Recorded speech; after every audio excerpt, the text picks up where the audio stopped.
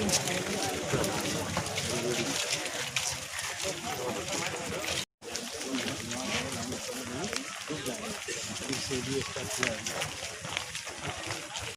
मुद्दों को लेकर क्षेत्र में जा रहे हैं, क्या लोग से अपील कर रहे हैं? देखिए, इस क्षेत्र में मुद्दे मेरे लिए जो मैंने घूमने के बाद से ये देखा कि क्षेत्र में जो 3 अहम मुद्दे हैं उसमें सबसे अहम मुद्दा जो है वो शिक्षा का है। उसके अलावा स्वास्थ्य सेवाओं से लेकर के की जो स्थिति है, यहाँ पे लोग स्वास्थ्य से इतने ज़्यादा सेवाओं से इतना ज़्यादा वंचित हैं कि उनको इलाज कराने या तो गोरखपुर या फिर पटना या फिर उधर लखनऊ जाना पड़ता है। और सबसे अहम मुद्दा जो है वो बाढ़ का है, जो हर साल न जाने कितने लाखों हेक्टेयर ज़मीन जो है वो बर्बाद हो रही है, नदी के कटाव में जा रही है और लोग भूमिहीन धीरे धीरे होते जा रहे हैं। जो भी छोटा मोटा माध्यम है उनके जीवन बसर करने का, वो भी धीरे धीरे ख़त्म होता जा रहा है। तो जनता आपको चुनती है तो किन किन मुद्दों पे आप काम करेंगे? मैं इन्हीं तीनों मुद्दों पे काम करना चाहता हूँ। मैं प्राइमरली देखिए, सड़कें, नाले, बिजली, ये सारे काम करने के लिए हमारे पास ऑर्गेनाइजेशंस में सरकार के अंदर विधायक के अलावा उसके नीचे मुखिया और सरपंच इन लोगों के भी हैं। जगह जगह आपकी जो डिस्ट्रिक्ट की कमिश्नरी है उसके अंदर भी फंड्स आते हैं करने के लिए।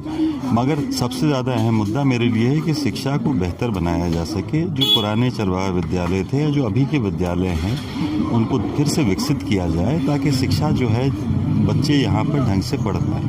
भोपाल में सबसे बड़ा मुद्दा है बाढ़, उस पर आप किस तरह काम करेंगे? बाढ़ के लिए देखिए, विषय निवर्तमान सरकार जो थी, हमारी जो सरकार इससे पहले थी, कांग्रेस पार्टी की समर्थित सरकार, आरजेडी और अन्य दलों की, उसमें एक नीति बनाई गई थी जिसमें कि वाटर चैनलाइजेशन का काम होना था। गंगा, सोन, गंडक नदियों के जिसमें बरसात के दिनों में बहुत पानी और नेपाल से पानी आता है, बराज खुलने के बाद से आधा गोपालगंज, चंपारण का हिस्सा, बगहा का हिस्सा डूब जाता है। उसको हम लोग चैनलाइज करके, और उस प्रदेश में जैसे मध्य प्रदेश हो गया जहाँ पे लोग सूखे की वजह से, इसी मौसम में सूखे की वजह से किसान वहाँ खुदकुशी कर लेते हैं, हम लोग चाहते थे कि ये पानी को चैनलाइज करके वहाँ तक पहुँचाया जाए। तो हम लोग ये चाहेंगे कि आने वाली सरकार, जो भी सरकार हमारी यहाँ बनती है, हम उस नीति को आगे लेकर के बढ़ें और जितनी जल्दी से जल्दी हो सकता है इस पर काम करें। बिहार में देखा गया है, लॉकडाउन हुआ था, लॉकडाउन में जितने भी मजदूर जो बाहर से आए थे, सरकार बड़ी बड़े वादे किए थे कि अब इनको फिर बाहर नहीं जाना पड़ेगा, और जैसे भी लॉकडाउन खत्म हुआ सभी मजदूर को वापस बाहर कमाने जाना पड़ा। देखिए, स्थिति ये है कि मुझे जहाँ तक याद है कि जब तक कांग्रेस की सरकार इस प्रदेश में रही, उसके बाद से आरजेडी की सरकार रही, उसके जाने के बाद से कल कारखानों के नाम पर कुछ भी नहीं बचा है। जो हैं वो धीरे धीरे आप देख रहे हैं, राष्ट्रीय लेवल पे हो या स्टेट लेवल पे हो, ये अपनी सरकार चलाने के लिए हर चीज़ को बेचते जा रहे हैं। तो स्थिति ये है कि यहाँ ना कोई कल है ना कारखाना है, तो आखिर मजदूर या वो लोग जो कमा करके अपने परिवार को चलाना चाहते हैं वो करेंगे क्या? उनके पास कोई और विकल्प है नहीं, इसलिए वो बाहर जाते हैं। और लॉकडाउन में इन लोगों ने जो वादे किए थे, वैसे भी तो वादों की सरकार है, 15 साल से वादे ही हो रहे हैं, काम के नाम पे तो कुछ दिखता नहीं। भोपाल की जनता से क्या अपील करना चाहेंगे? मैं गोपालगंज की जनता से यही अपील करूंगा कि वो मतदान करे। डेमोक्रेसी को जिंदा रखने के लिए मतदान बहुत ज़रूरी है, और सोच समझ के अपने आने वाले 5 सालों के बारे में जिसको भी मत देना है वो सोच समझ कर मत दे।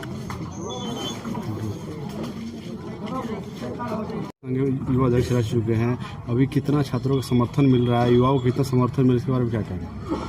सबसे बड़ी बात आपको बता देना चाहते हैं, युवाओं के संदर्भ में, वो भी महागठबंधन के संदर्भ में, और खासकर गोपालगंज में महागठबंधन के संदर्भ में जो युवा हैं, भारत में बिहार 1 नंबर युवाओं का प्रदेश कहा जाता है।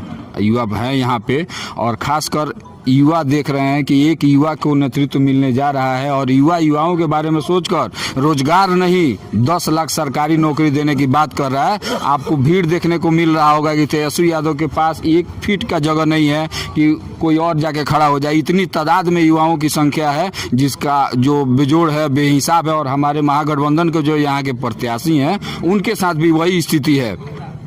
वो खुद युवा हैं, उनकी युवा सोच है, युवा विजन है, और शिक्षित प्रत्याशी हैं, संपन्न घर से आते हैं। और महागठबंधन के जो प्रत्याशी हैं, सबसे बड़ी बात ये है कि आसिफ गफूर अब्दुल गफूर के पोता है, और गोपालगंज जिला उनके दादा का दिया हुआ है, गोपालगंज जिला अस्पताल उनके दादा का दिया हुआ है। और उनके जो वालिद थे मनान साहब, वो भी महागठबंधन के सारे लोग पात्र थे, सहयोगी थे, और आज भी हम लोग सहयोगी हैं, और सारे युवा हमारे साथ हैं।